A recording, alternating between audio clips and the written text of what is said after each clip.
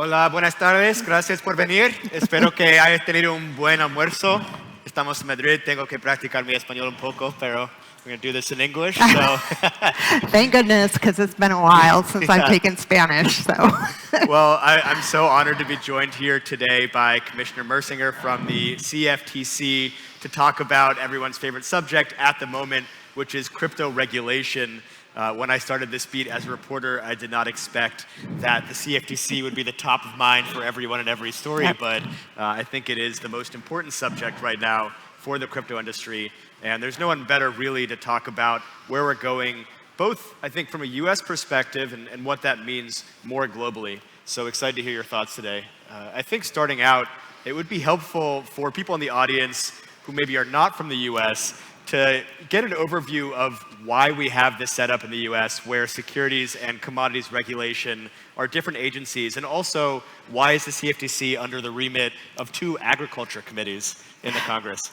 No, that's a great place to start. I also have to start with a disclaimer. The views I share today are my own. They don't reflect the commission or my fellow commissioners.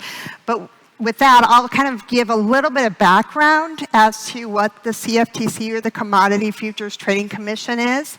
To start with, in the US, we have a very, I want to say, fragmented financial services regulation where there's multiple agencies that oversee different parts of our financial system.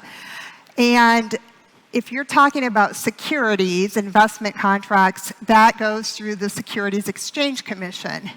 The Commodity Futures Trading Commission has jurisdiction over commodity derivatives.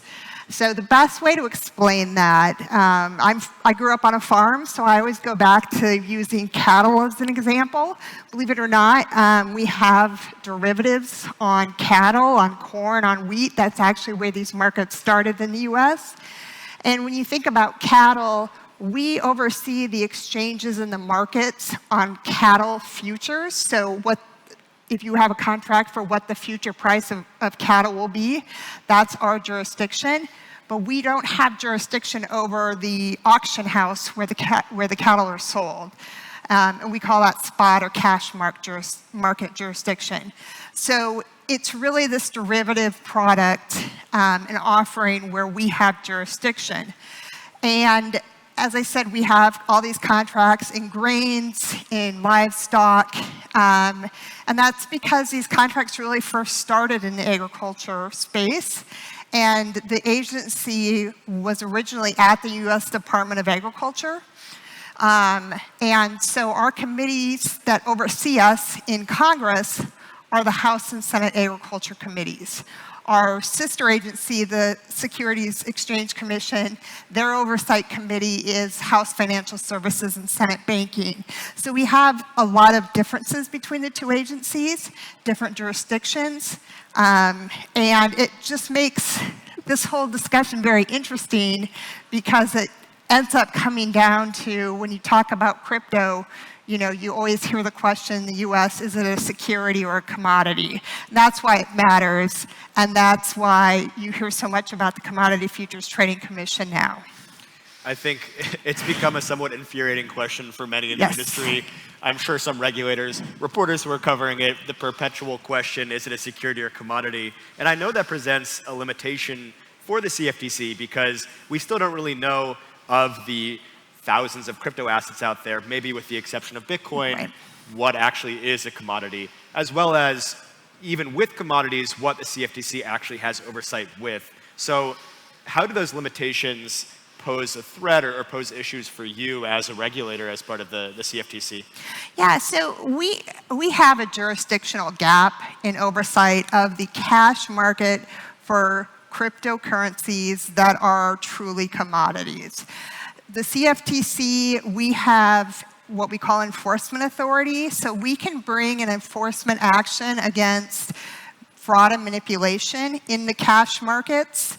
So if you're just buying and selling crypto and we see fraud and manipulation, we can bring a case, but we're not regulating those entities. So if any crypto exchange that is buying and selling crypto commodities in the US, there's not a federal regulator overseeing those entities, looking into what they're doing, if they're holding customer assets, if they're doing the appropriate know your customer and anti-money laundering checks.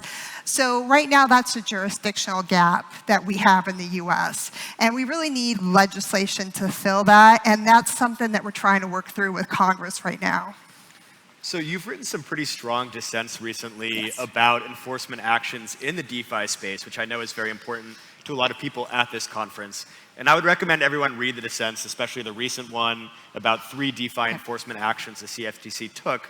I know in that one you referred to the actions of the CFTC as Maslow's hammer, which is basically if all you have is a hammer, you see everything as a nail. And it did seem like a pretty strong take on the action. So I'm curious if you think that the agency is moving in the wrong direction when it comes to crypto regulation. It is. We are using our enforcement powers more than we should. We're extending them beyond where they should extend, certainly in decentralized protocols and DAOs. You know, we have said that we want to engage with the community and try to help figure out ways that people, you know, who want to set up a DeFi protocol can do so within our regulations. That's not what we're doing. We're coming in with our enforcement team saying we're going to bring charges. That's our outreach right now. And to me, that's completely wrong. Arguably, some of the things we're charging, a DeFi protocol couldn't even comply with the law based on their setup. Our regulations, our rules are built for a system that's intermediated, where you have multiple pieces of the market. So you can imagine trying to overlay that on a decentralized protocol. It doesn't work. And we actually have a mandate in our statute to promote responsible innovation. And in my opinion, if we just keep bringing these enforcement actions, you know, the only solution is to shut the protocols down. That's the only way they can comply, according to our enforcement team. That's not promoting innovation, that's shutting down innovation. And that's what I've been worried about. And we're seeing more of these cases. This last one was particularly bothersome to me for a couple of reasons. One, they lumped in 3 different settlements together. Now, these 3 DeFi protocols weren't doing the same things. We had different charges, but we lumped them together basically to have a press lead, to say, we called it a DeFi sweep. So to me, I found that very offensive that we were almost using it as the headline, that we could lump these cases together. The other thing is there was nobody's money was missing. There was no fraud. There was no manipulation. We just kind of went in and decided, oh, you probably should be registered. You'll never be able to register. So we're just going to bring an enforcement action. Your only choice is to shut down your protocol and then pay our fines. You know, that's just not promoting responsible innovation, but it's also not clarity. We need to work with the market. We need to work with stakeholders so we can outline what would be clarity in this space of how our regulations would apply to those protocols and those markets. So when you talk about clarity, and maybe this is a controversial view, but there's obviously a lot of talk about legislation coming from Congress that will establish clarity. It seems like we're pretty far from that. And even if it does come, it would likely be around stable coins or anti-money laundering provisions. The likelihood of actually getting robust market structure legislation seems pretty far off at this point.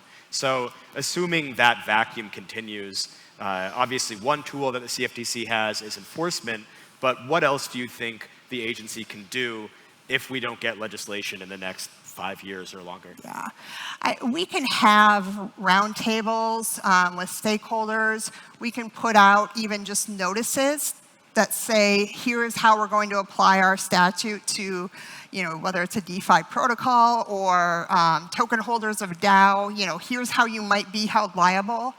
It's not a perfect solution, but at least it provides clarity to the market so you know what you're getting into. And you know, you're seeing a lot of enforcement cases at the SEC as well. And every time there is a court ruling and you have a certain, you know, they list the coins, that by default becomes the definition of that coin. And even our enforcement teams disagree sometimes of what coins are commodities and which are securities. So left in the hands of the regulators, we're basically just kind of playing at this, we're going to just decide on the fly and hope the court rules in our favor, and then that will be the law from here on out. So we need to look at our regulations, figure out where we can offer some guidance, where we can maybe provide some flexibility if it's a registration that doesn't quite fit. Are there other ways to accomplish the goal? You know, we talk a lot about who's, you know, the Know Your Customer and anti-money laundering. You know, maybe there's a way to do that in a DeFi protocol. Maybe, you know, there's some way to make that work. But we're not trying to figure that out with the industry. We're just coming in with the charges. So I think we just need to have public input, stakeholder input, look at our rules and find areas where we can provide some flexibility, and where we can't provide flexibility, provide that clear notice to the industry that you could be charged with violating our statute for various actions and market activity. Do you think it will be possible to get buy-in from the agency to be able to engage in that rulemaking that it seems like the industry wants? I'm also curious, and this might be getting a little too in the weeds, but obviously there's a lot of talk with the SEC about them, you know, expanding beyond their remit, I think, and maybe violating the major questions doctrine if that comes up. So how do you toe that line of engaging in rulemaking but not overstepping the ability that the agency has? Yeah, I mean, it is difficult, but I think, you know, there's a side of it where you can look at your rules and say, okay, where's there some flexibility here? If this is the regulatory outcome we want, and our rules are we call it principles-based, so they're not prescriptive, you must do X, Y, and Z. It's more, this is the goal, this is the outcome, you figure out how to get there, but just make sure this is the outcome. So we actually have a lot of flexibility in our regulations and our rules to, you know, do that. And I think, you know, we've had this as part of our strategic plan at the agency. I've actually asked the chairman 2 years in a row to have a rulemaking on at least how we're going to hold decentralized protocols and DAOs liable for violations of our acts. It's hard work, and it seems like there are other priorities out there and jurisdiction. That being said, Congress told us to do that and told us to separate it out. So I actually think until Congress says SEC and CFTC, you two need to work together and come up with a regulatory framework for how you're going to define these assets. Until that time, we're going to continue to see what we see right now, which is this, you know, who can bring an enforcement action against how many coins and who can get it, you know, filed. You know, who's first to file and those sorts of issues that I think it's just unfortunate. Yeah. Well, it's funny. It seems like Chair Benham and Gensler are sometimes in dialogue specifically on whether ETH is a security, but only when they're testifying in Congress, never together. So it seems like they could sit down and hash that out. Yeah. Well, and, you know, I worry, too, that we're going back on some of this. I mean, ETH has been declared a commodity, and we have Ethereum derivatives trading on our regulated markets. If that's a security, that's a problem. And so again, you know, something that simple of, you know, one chairman saying, well, maybe it's a security, that has real market implications in the U.S. And so we've got to coordinate better. Yeah. I want to ask about the UKIE DAO case because it's over, so we can actually talk about it. And I know that you had a dissent with that one as well. I know that case has been particularly worrying for a lot of people in the crypto industry because it creates precedent around members of a DAO being liable for its actions, which I know is something that you brought up in your dissent. I'm curious from your perspective, now that there has been a summary judgment, if you think it creates dangerous precedent for how DAOs are held liable. Yeah, absolutely. I mean, if you're a token holder in a DAO, you know, the way that the court had held up this idea of an unincorporated association under state common law that you could be found liable for being a token holder who exercises their rights, governing tokens. And to me, part of the concern there is maybe you're going to use that as an opportunity to do the right thing and say, please don't violate these statutes.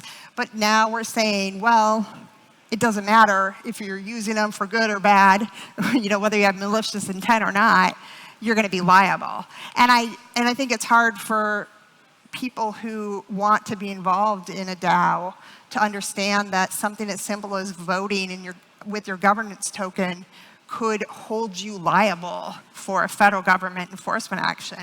That's significant. And that's an area where if I don't agree that we're doing that, the court has ruled that we can do that, we need to put something out there that says, hey, this is a possibility. If you're part of a decentralized association and you are a governing token holder, you could have liability. So that is concerning how that's kind of coming out. And we did have legislation that was getting it had some legs in the Senate.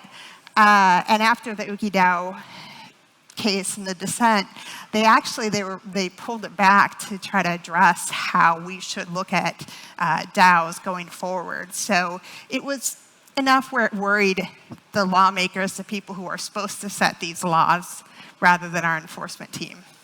Yeah, and I know that question of decentralization has become a hot button question, especially in DC. The recent Tornado Cash actions by the DOJ and OFAC have really raised this question of whether decentralization is possible. And I think with that one, as well as with UKIE, it's pretty clear there were two people, at least initially, at the center of the projects. But and I know you brought this up in your dissent for the recent actions. What happens if there is a project that is fully decentralized, but is breaking the law in some way? Do you think that governmental agencies will ever be okay with the fact that maybe decentralization exists and there are no individuals who are actually liable? Is that a reality that could happen? I don't think so. And the reason I say that is when you're handling other people's money, if you have a decentralized protocol and it involves moving funds, moving money, financial services is a highly regulated, industry everywhere. So the idea that, you could set up a protocol and kind of be outside of those regulations, I don't think anyone's going to be okay with that. So, what I think we have to do, though, is say, okay, here are the rules that you need to abide by, and here's who we're going to hold liable if you're not doing these things. If you're not, if you have custody of the funds and you're not protecting those assets, who's liable for that? If you're not doing the kind of know your customer, checks, who's going to be held liable for that? So I don't think we'll ever get to a point where everything that happens on a fully decentralized platform will be, above financial regulations and laws. But I do think we can get to a place where there's some clarity around who's the party that will be responsible. I like to use the example of Napster, but I think maybe I'm too old and most people don't remember the days of Napster when they were holding college kids liable for downloading music free off of this app. And suddenly everyone said, well, you can't charge the college student. You got to look at who set this up. And to me, it's a little bit like that too. The people who are, if you're structuring this, you know that there's going to be financial transactions and people's money involved, you might be the one that's responsible for following the law. And it's tough, but I think we can come up with kind of a framework and some information so people know what these responsibilities are. Yeah, and I think it's a good wake-up call for a lot of people, maybe in this audience at this conference, that decentralization is a good ethos for the crypto industry, but when it comes to regulation, it's a very different matter. Yeah. You can't necessarily skirt that. Yeah, well, I think it's just kind of a basic responsibility. If you're setting up something that's going to handle people's money, there's responsibility there. And whether or not you're actually touching the money, the fact that you have funds being transferred and moving, that there's just a responsibility that comes with that. And we are at a global conference, so I want to ask, I know you're often in conversation with global regulators in this space. How do you look at how different regulators are dealing with this situation? Are there lessons that you take away that you want to bring to the US and their approach? Yeah, I think, there are a number of jurisdictions who, I think it's basics, like segregating customer funds. Making sure that, if you have a affiliated proprietary trading arm of your exchange, making sure that's fully disclosed, so you know who you're trading against. There are some basic rules that I think we can take, and some of other jurisdictions have started doing that. Singapore and, of course, we've got MiCA in the EU. I was just in Bermuda, and they also just passed a kind of framework as well. That was interesting because they have such a connection to US markets. They're very interested in, if we have companies come here and register with us and comply with our laws, what's the US regulator going to do, especially if US citizens are, accessing that market. So I think there are I would say there's low-hanging fruit that Congress could look at and pass laws. I think that we have to figure out how to make this somewhat harmonized across the globe, because these are global markets.